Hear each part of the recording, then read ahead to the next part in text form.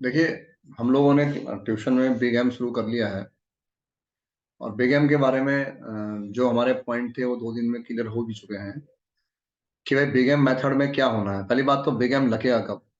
जब हम artificial variable का अपनी इनइक्वलिटी में यूज करते हैं, उस वक्त या तो बिग एम लगता है या टू फेस। वो डिसाइड आपने करना है, या फिर एग्जाम में कहेगा कि भाई बिग एम से ही करिए, या कहेगा कि टू फेस से ही करिए, तो फिर आपको फिर उन दोनों में से किसी एक से ही करना। सबसे पहली बात है कि आप अपनी एलपीपी को स्टैंडर्ड फॉर्म में कन्वर्ट कर दें। और स्टैंडर्ड फॉर्म में कन्वर्ट करने के लिए 3 चीजों का ध्यान रखना पड़ता है कि सारी वेरिएबल्स जो होने चाहिए वो large than equal to zero होने चाहिए, मतलब रेस्ट्रिक्टेड होने चाहिए। आपका कोई भी बी नेगेटिव ना हो, और ऑब्जेक्टिव फंक्शन ऑलवेज मैक्स में हो। ये होने के बाद आप अपनी इनइक्वलिटीज को इक्वल में कन्वर्ट करने के लिए स्लैक और सरप्लस लगाते हैं। लगाने के बाद अब आप डिसाइड करते हैं कि क्या मुझे आर्टिफिशियल की जरूरत है या नहीं। आर्टिफिशियल की जरूरत कब पड़ेगी? जब आपको लगे कि उस रो के द्वारा आइडेंटिटी का कॉलम किसी वेरिएबल ने जनरेट नहीं किया है। तो -s लगाने से 0 1 0 या 1 0 0 या 0 0 1 नहीं आएगा, माइनस आएगा। इसीलिए हम आर्टिफिशियल का इस्तेमाल करते हैं। और कोई इक्वेशन पहले से इक्वल है, और कोई वेरिएबल इस इक्वेशन में ऐसा नहीं है जो 1 0 0 0 1 0 या 0 0 1 का किसी एक कॉलम को दे सके। तो उस वक्त हम उस इक्वेशन में आर्टिफिशियल का इस्तेमाल करते हैं। पर ये कभी मत कहिएगा कि इक्वल है तो आर्टिफिशियल लगेगा। आर्टिफिशियल तब लगेगा जब आइडेंटिटी उस रो के द्वारा ना बन रही हो, मतलब आइडेंटिटी का कॉलम ना बन रहा हो। अगर ऐसा कोई वेरिएबल उसमें नहीं है तो लगेगा, और अगर है तो आप उसके जरिए आइडेंटिटी बन रही है, तो फिर आर्टिफिशियल का इस्तेमाल क्यों करेंगे? If identity form without using artificial then no use of artificial variable. ये बात बड़ी क्लियरली यहां मेंशन की गई है। नोट्स को पढ़िएगा। अब देखिए आगे। अब हमने लिखा है सर आपके लिए नोट कि कोफिशिएंट जो होता है इसमें स्लैक वेरिएबल का और सरप्लस का 0 होता है, लेकिन आर्टिफिशियल का बिग एम में माइनस है। आप टेबल को ड्रॉ करेंगे, और टेबल ड्रॉ करने के दौरान जैसे हम सॉल्व करते थे सॉल्व करेंगे। पहली टेबल में तो कोई क्वेश्चन रुकेगा नहीं, पहली टेबल तो हर क्वेश्चन की सॉल्व होगी।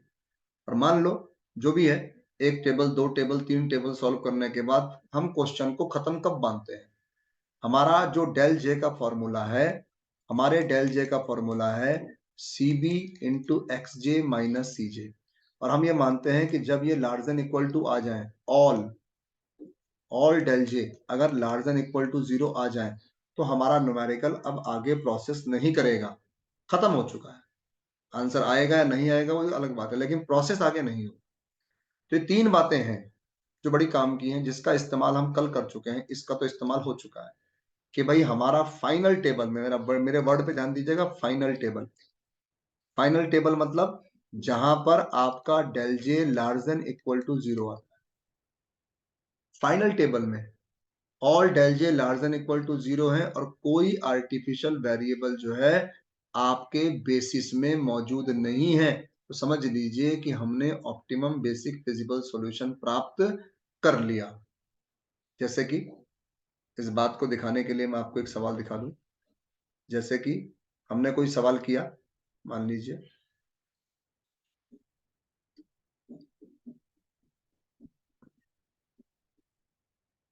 कोई न्यूमेरिकल किया हमने, ये है न्यूमेरिकल मान लो। ये न्यूमेरिकल करते गए, आपने टेबल बनाई, टेबल सॉल्व करते चले गए, इनकमिंग आउटगोइंग ये तो हम कई बार डिस्कस कर चुके हैं, है ना। और आप गौर करेंगे, इसकी जो फाइनल टेबल है, फाइनल टेबल ये है, देखो फाइनल टेबल, ये है फाइनल टेबल।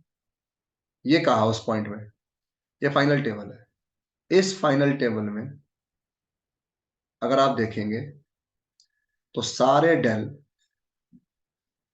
जे जो है ये तो 0 है या 0 से बड़े हैं, और एक्स भी पॉजिटिव है। इसका मतलब है ऑप्टिमम बेसिक फिजिबल सॉल्यूशन के लिए हम तैयार हैं। बस ध्यान ये देना है बेसिस, इस बेसिस में देखो कोई भी आर्टिफिशियल नहीं है। x2, सॉरी सॉल्व नहीं हुआ, अभी फाइनल टेबल नहीं है। अच्छा, फाइनल टेबल ये ये तो नो सॉल्यूशन का सवाल आ गया। ये कर रखा है क्या मैंने? हाँ, करा हुआ है। देखिए, पहला सवाल जो आपके पास है, सर जी वही नो सॉल्यूशन का आ गया। अब मैं बता दूं नो सॉल्यूशन क्या बोला है, वो हमने गलती से पहला सवाल ही नो सॉल्यूशन का पकड़ लिया है। देख लीजिए एक बार, दोबारा से जाता हूँ मैं एक बार। हमने कहा कि फाइनल टेबल में जाएंगे, तो कल तक जो सवाल हमने किया था वो इस टाइप का था कि फाइनल टेबल में आप जब गए होंगे तो सारे डेल आपके पॉजिटिव और जीरो आ चुके होंगे, और कोई भी आर्टिफिशियल वेरिएबल आपको बेसिक वेरिएबल के कॉलम में नहीं दिख रहा होगा। पहला केस। दूसरा केस ये है कि सर हो सकता है कि आर्टिफिशियल हो, सारे डेल पॉजिटिव आ चुके हैं, टेबल खत्म हो चुकी है, लेकिन क्या पता कम से कम एक आर्टिफिशियल वेरिएबल जो हो, मान लो x5 आर्टिफिशियल है और मान लो वो रह गया, तो वो कहता है कि जो xb का कॉलम है उसके सामने अगर जीरो है, सामने अगर जीरो है तो ओके है। If all del J larger than equal to zero,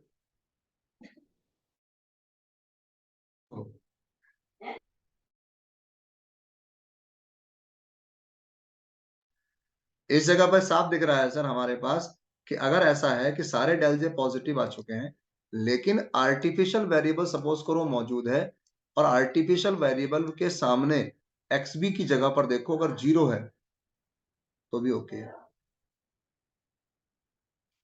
तो भी समझ लीजिए कि आपका सॉल्यूशन आ चुका है और क्वेश्चन खत्म हो चुका है और आंसर निकलेगा।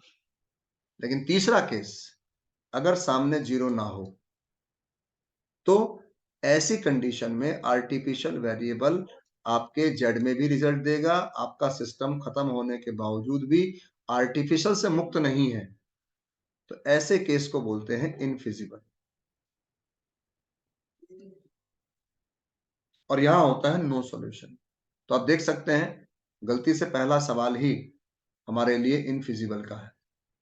गलती कह लो या बढ़िया जो भी कह लो, पहला सवाल ही हमारे लिए इनफिजिबल का है। मैं एक सवाल अभी इनफिजिबल का और कर दूंगा आपके लिए, लेकिन पहला एग्जाम्पल का सॉल्यूशन देख लीजिए आप। ये रहा सर, ये सवाल है सर। सबसे पहले ये देखिए कि क्या ये न्यूमेरिकल स्टैंडर्ड फॉर्म में बनने के लिए तैयार है। देखें, यस। सारे variable larger than equal to zero है, ये पॉजिटिव है, यहाँ पर मैक्स है, मतलब एवरीथिंग इज ओके। एक बार में दिख गया, मतलब 5 सेकंड 2 सेकंड में। फिर स्टैंडर्ड में बनाना है तो इसको भी इक्वल करना पड़ेगा और इसको भी इक्वल करना पड़ेगा।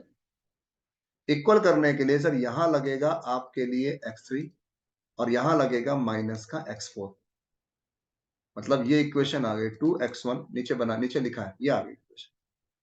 तो अब देखिए कि हमारा स्टैंडर्ड फॉर्म तो आ चुका है, तो क्या ये टेबल बनने के लिए रेडी है? अब आपको ये भी सोचना है।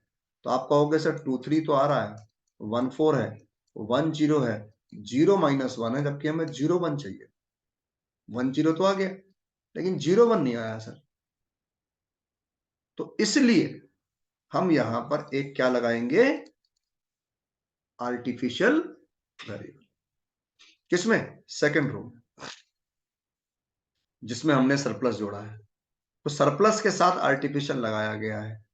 कोई कहे सर क्या ऐसा भी हो सकता है कि सरप्लस लगाएं लेकिन आर्टिफिशियल ना लगाएं? हो सकता है। मान लो इस क्वेश्चन में, इसलिए कहता हूं सारी चीजों पर फिर न्यूमेरिकली तो करना है यार। मान लो x3 होता, सपोज, सपोज ऐसा होता क्वेश्चन, तो क्या करते आप? इसको इक्वल करने के लिए आप x4 लगाते, इसको इक्वल करने के लिए आप x5 लगाते, सॉरी -x5 लगाते। तो गौर करें, अब आता 2 3 1 4 0 1 1 0 0 -1। तो गौर से देखें, आइडेंटिटी का कॉलम बन रहा है। इस न्यूमेरिकल में सरप्लस लगाने के बाद आर्टिफिशियल लगाने की जरूरत नहीं है, लेकिन हम लोगों को रटा दिया जाता है कि भाई सरप्लस लगेगा साथ में आर्टिफिशियल लगेगा, सरप्लस लगेगा साथ में। लगता है वाकई में हर सवाल में लगभग लगता है, लेकिन मेन बात यह है कि लगता है इसलिए कि वहां आइडेंटिटी नहीं बन रही होती है। अगर मान लो आइडेंटिटी का कॉलम पहले से ही बन रहा है तो वाई वी यूज्ड, हम क्यों यूज करेंगे उसका? फिर हम तो फिर सरप्लस लगाएंगे और कोई आर्टिफिशियल नहीं लगाएंगे। ऐसा किसी 100-200 सवालों में से कभी एक बार मिलेगा और आप पता ना होने की वजह से अपने उसी फंडे पे चल रहे हो। इतना जो बार बार मैं जोर दे रहा हूँ, इस बात पे जोर दे रहा हूँ कि कंफ्यूजन नहीं चाहिए अपने को पेपर में। जहां कंफ्यूजन आएगा ये टॉपिक खत्म हो जाएगा। फिलहाल इस न्यूमेरिकल में आपने आर्टिफिशियल लगाया सेकंड इक्वेशन में जाकर और आपने अपने सिस्टम को रेडी कर लिया। अब ये टॉपिक जो है भाई साहब आपके लिए बिल्कुल रेडी है सिंप्लेक्स में काम करने के लिए। 10 और 01 बेस बन चुका है, 2x2 की बेसिस मैट्रिक्स आ चुकी है और ये रिप्रेजेंट कर रहा है x3 को, ये रिप्रेजेंट कर रहा है x5 को। इसीलिए बेसिक वेरिएबल में पहले x3 आएगा और फिर x5 आएगा। यहाँ पर cb, यहाँ पर xb जैसे आप कॉलम लिखते थे, और xb बराबर b इनवर्स b हमेशा b के बराबर ही आने वाला है पहली बार में। कर दीजिए, टेबल तैयार हो गई सर। तैयार होने के बाद देखिए बिल्कुल सिंप्लेक्स वाला ही काम है। x3 x5 के कोफिशिएंट ये रहे, यहाँ इतना हिस्सा आपने निकाला है और ये हिस्सा आपके पास था ए के अंदर, वो लिखा।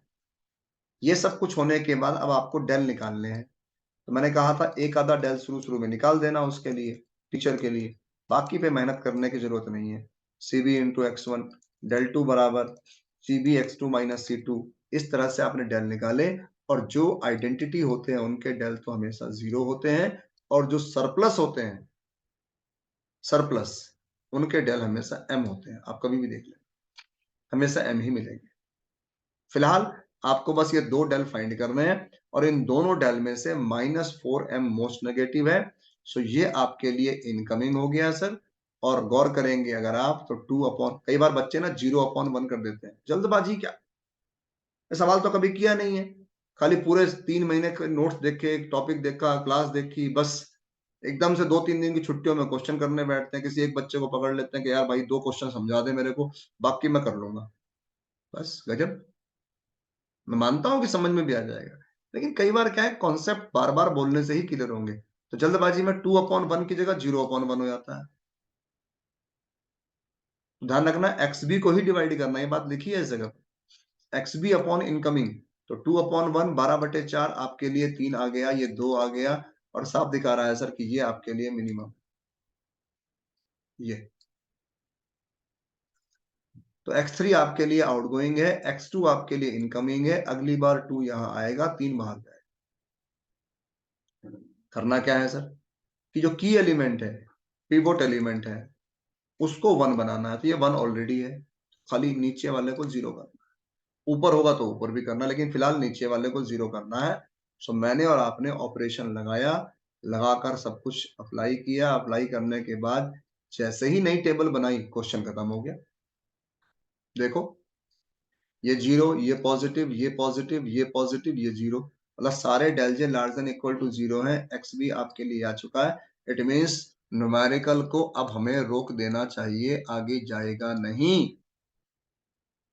तो क्या सोल्यूशन आ गया है? आप कहोगे सर यस आ गया सोल्यूशन, मैं बताओ, लेकिन जेड में देखो m है, इसका मतलब और सर, बेसिक वेरिएबल। हाँ सर ये इनफिजिबल है। अब उसे लिखेंगे कैसे? हम कहेंगे sir hair,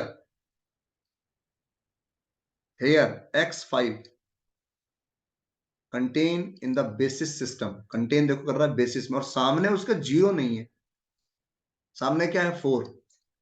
non zero level पर artificial variable appear in the basis at non zero level, ये लैंग्वेज होगी। So there is an infeasible, it is an infeasible case, so there is no solution. आपको बस इतना लिखना है, no solution, खत्म question. वो लिखा है कहीं, लिखिए here all del j larger than equal to 0 but artificial variable appear in the basis at positive level, negative level तो कभी होगा ही नहीं। so it is an infeasible solution, no solution, question खत्म। क्लियर है मेरी बात?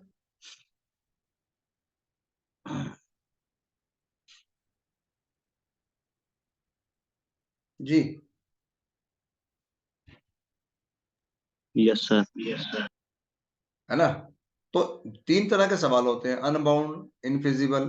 अब जैसे मान लो ये क्वेश्चन ऐसा होता, यही क्वेश्चन को मॉडिफाई, पॉइंट नंबर 2 उसका हमारे नोट्स का, अगर मान लो इस क्वेश्चन में सॉल्व करते करते, और बाई चांस यहाँ 0 आ जाता है।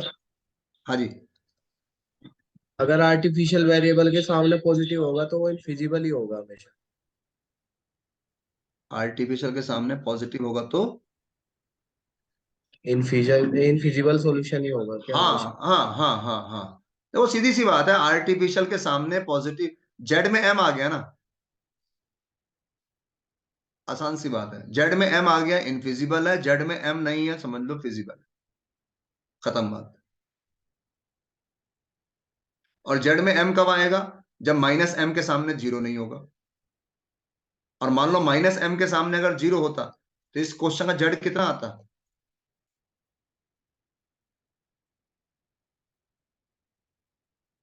आता है या नहीं? Yes sir. 2 into 2 Yes, sir. 4, और माइनस एम इंटू 0। तो ये सेकंड पॉइंट है उस जगह पे जो लिखा था हमने, कि मान लीजिए सारे डेल तो पॉजिटिव आ जाए, लेकिन आर्टिफिशियल वेरिएबल आपके बेसिस में मौजूद है, लेकिन सामने 0 है, एट 0 लेवल, वर्ड ये लिखा है एट 0 लेवल, तो समझ लीजिए आपको सॉल्यूशन मिलेगा। लेकिन अगर 0 नहीं है, पॉजिटिव है अगर सामने, तो समझ लो फिर आपको सॉल्यूशन नहीं मिलेगा।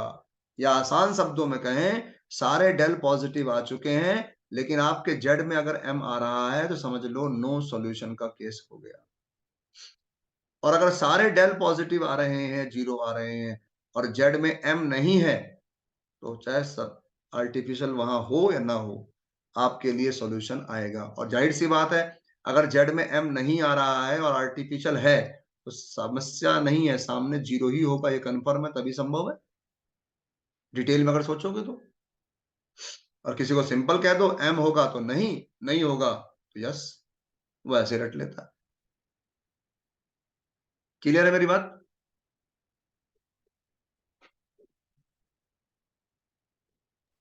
Yes, sir. तो देखिए कोई भी सवाल हो, जैसे इसमें एक क्वेश्चन मैंने दिया, क्वेश्चन नंबर 8 है आपके पास, शायद ये अनसॉल्व हो, वो भी इनफिजिबल का ही केस है। अगर आप क्वेश्चन नंबर 8 को देखें, क्वेश्चन नंबर 8 सर ये है, min z is equal to x1 minus 2x2 minus 3x3 subject to है सर माइनस का 2x1 प्लस का x2 3x3 बराबर to 2x1 plus 3x2 plus 4x3 बराबर 1, और वेयर करके लिखा है x1 से x3 large than equal to 0। दोनों इक्वेशन इक्वल है। सबसे पहला काम है, इसको आपको मैक्स में कन्वर्ट करना पड़ेगा। Max Z star is equal to minus x1 plus 2x2 plus 3x3 subject to minus 2x1 plus x2 3x3, इसमें आप जोड़ोगे x4, और इसमें आप जोड़ोगे x5, और वेयर x1 से x5 large than equal to 0 and x4 x5 are क्या है, artificial. और यहां लिखोगे आप माइनस mx4, है ना, माइनस से मल्टीप्लाई करने के बाद लिखना आर्टिफिशियल, पता लगा आपने पहले लगा दिया आर्टिफिशियल, माइनस से मल्टीप्लाई किया, ये प्लस हो गए। इसीलिए कह रहा हूं, इतना समय क्यों दे रहे हैं, हम चाहते हैं कि एक एक चीज पर हमें निगरानी रहे, क्योंकि कई बार क्या होता है कि हमें एक्चुअल में क्या है, मान लो कोई जल्दबाजी में कहा गुरुजी इक्वल है, इसमें आर्टिफिशियल लगा देता हूँ, आर्टिफिशियल लगाया, पता लगाया माइनस एम लिख दिया, और मिन जेड को बाद में कर रहा हूँ मैक्स, और मैक्स करने के बाद माइनस एम प्लस हो गया।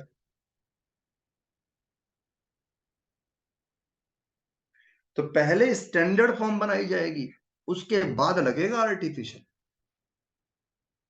मेरी बात समझ में आ रही है ना? Yes sir. ये छोटी छोटी बातें हैं जो एक पेपर में गलती होती है और मालूम नहीं पड़ता बंदे को, गुरु चूक कहाँ हो गई मेरे से। इतनी तो मैंने मेहनत करी थी, इतना मुझे आता था, क्योंकि उसने किंतु परंतु पे बात नहीं करी कभी। ये है वो कारण, -2 and 2, 1 and 3, 3 and 4, 1 0 0 1, साफ दिख रहा है सर, बेसिस 1 0 0 1। और इस जगह पर सर गौर करेंगे, स्मॉल बी जो है सर 2 and 1, और एक्स बी की जो वैल्यू है सर ऑलवेज 2 1 ही आएगी पहली बार में, कुछ करने की जरूरत नहीं है, और बस आपको अब टेबल बनानी है। नाउ टेबल इज, तो आपकी जो टेबल होगी सर, बेसिक वेरिएबल है x4, x5, सी भी है सर उसका -m, x भी है सर उसका 2 and 1। पहला कॉलम है सर x1, वो है -2 and 2। दूसरा कॉलम है सर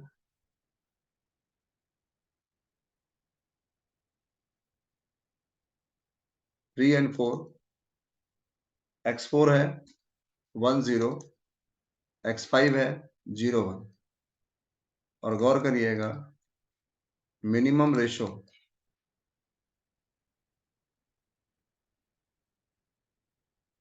यहां पर आप लिखेंगे sir -1 2 and 3 -m and -m। ये है सर। सर इसमें दोनों आर्टिफिशियल वेरिएबल क्यों लिए हैं, एक बार और बताओ। दोनों इक्वल है ना, दोनों इक्वेशन इक्वल है ना।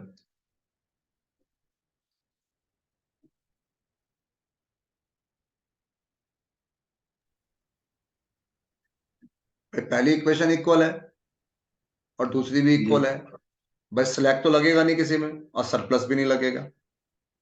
तो क्या आइडेंटिटी बन रही है, ना पहले वाले से बन रहा है कॉलम, ना दूसरे वाले से, तो दोनों में लगेगा आर्टिफिशियल, पहले वाले में भी दूसरे वाले में। ठीक है सर। ठीक है ना। अब आपका काम फिर वही घिसा पिटा है, आपने खाली फॉर्मूला देखा। देखो ये हो जाएगा आपके लिए प्लस का 1, ये हो जाएगा माइनस का 4m -2, ये हो जाएगा -7m -3 0 0। और साफ दिख रहा होगा सर आपको कि -7 वाला आपके लिए मोस्ट नेगेटिव है, 2/3 1/4 0.66, और ये लगभग 0.25, तो मिनिमम ये है। क्यों जी। तो अगली बार जब टेबल बनेगी,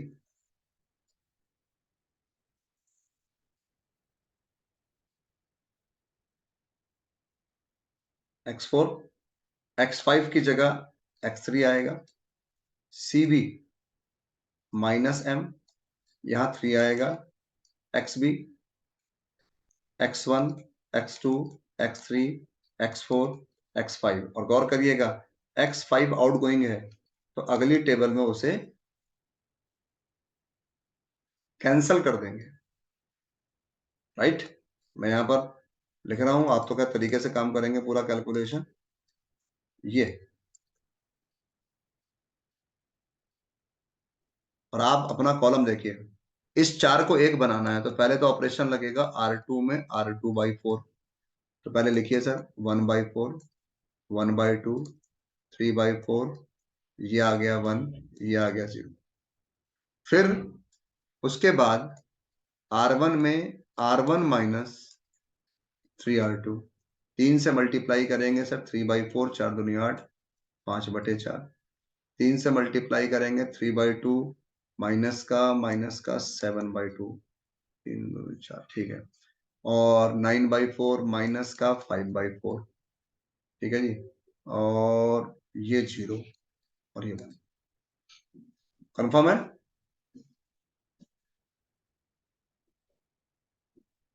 जी।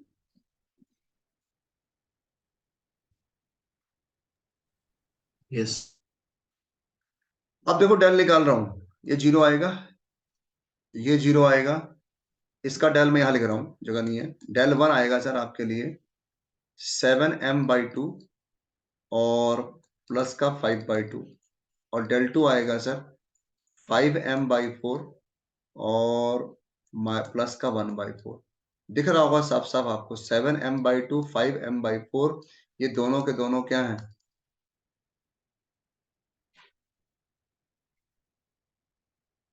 पॉजिटिव है।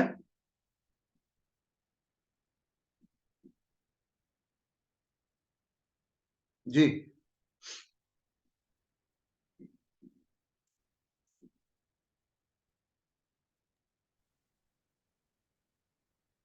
Yes sir. क्वेश्चन तो खत्म हो गया। ये पॉजिटिव है, ये पॉजिटिव है, ये 0 है और ये 0 है, मतलब सारे डेल जे जो है वो लार्जर देन इक्वल टू 0 है। But artificial variable appear in the basis at positive level. दिख रहा होगा सामने, आर्टिफिशियल है लेकिन सामने एक्स बी में 0 नहीं है। इसका मतलब जब जेड निकालोगे तो एम आएगा। तो आप जो लाइन लिखेंगे, here all del j larger than equal to 0 but artificial variable appear in the basis at positive level, so there is an infeasible solution, there is no solution. That's all. Question खत्म। क्या कहते हो? Yes, sir. है ना? Unbound क्या होता है वो आपको पता है। मान लो कोई क्वेश्चन ऐसा आ जाए, जब आप ये देखें कि भाई उसमें अनबाउंड, हम बात करें कि अनबाउंड होगा या नहीं, तो गौर करिएगा। मान लो सपोज करो ये -7m था, यहाँ भी -3 होता, यहाँ -4 होता, तो इसका मतलब है ना यहाँ इनकमिंग मिनिमम रेशियो निकल सकता है ना यहाँ पर। तो ऐसा क्वेश्चन अनबाउंडेड सॉल्यूशन है। ऐसा क्वेश्चन अनबाउंडेड सॉल्यूशन है, क्वेश्चन वहीं रोक दिया जाएगा, because incoming is possible but outgoing is not possible, और क्वेश्चन खत्म। ठीक है जी। Yes, sir. तो इस तरह के न्यूमेरिकल के साथ आपने काम करना है, कोई बहुत भारी काम तो नहीं है, लेकिन मैं कह रहा हूं एक एक चीज पर निगाह रखो। इसकी तो रिवीजन की ही जरूरत नहीं पड़ती। अगर इतना डिटेल में पता हो तो न्यूमेरिकल ही तो करना है। न्यूमेरिकल करने में क्या रिवीजन करना है भाई? अपने को पता है भाई, ऐसे स्लैग जोड़ते हैं, ऐसे सरप्लस जोड़ते हैं, ऐसे आर्टिफिशियल लगाते हैं, कब -m की बात करते हैं, कैसे करते हैं। जब मुझे कैलकुलेशन का पता है कि भाई मैक्स करने के बाद ही लगाना है आर्टिफिशियल, क्या क्या सावधानियां बताई गई, अगर उन सब पे आपका ध्यान है तो पेपर में न्यूमेरिकल बस फिर किस्मत की बात है कि गड़बड़ हो जाए कैलकुलेशन की वजह से। और कैलकुलेशन की वजह से गड़बड़ होना है, इसका मतलब है प्रैक्टिस बंदा नहीं कर रहा है। मैं अगर यहां सवाल कर रहा हूं, ध्यान रखिएगा, मैं बिल्कुल बिना डरे सवाल कर रहा हूं, क्योंकि मुझे कैलकुलेशन मुझे भी वैसी करनी पड़ जैसे आपको करनी पड़ी। मेथड तो मैं भी समझा सकता हूं, आप भी समझा सकते हो, लेकिन न्यूमेरिकल करना और मेथड समझाने में बड़ा अंतर है। जब करने बैठते हैं तो ये 3-4 सॉल्व करनी पड़ती है, लिखा हुआ है ये गुणा ये गुणा, इनको समझाना नहीं पड़ता, इन्हें करना पड़ता है। और ये करने का अभ्यास बहुत बच्चों को नहीं होता। जो पेपर में शायद थ्योरी अगर नहीं आई तो बहुतों की समझ लो उल्टा लोटा तैरेगा गंगा जी में। तैर तो रहा होगा लेकिन उल्टा, डूबेगा नहीं,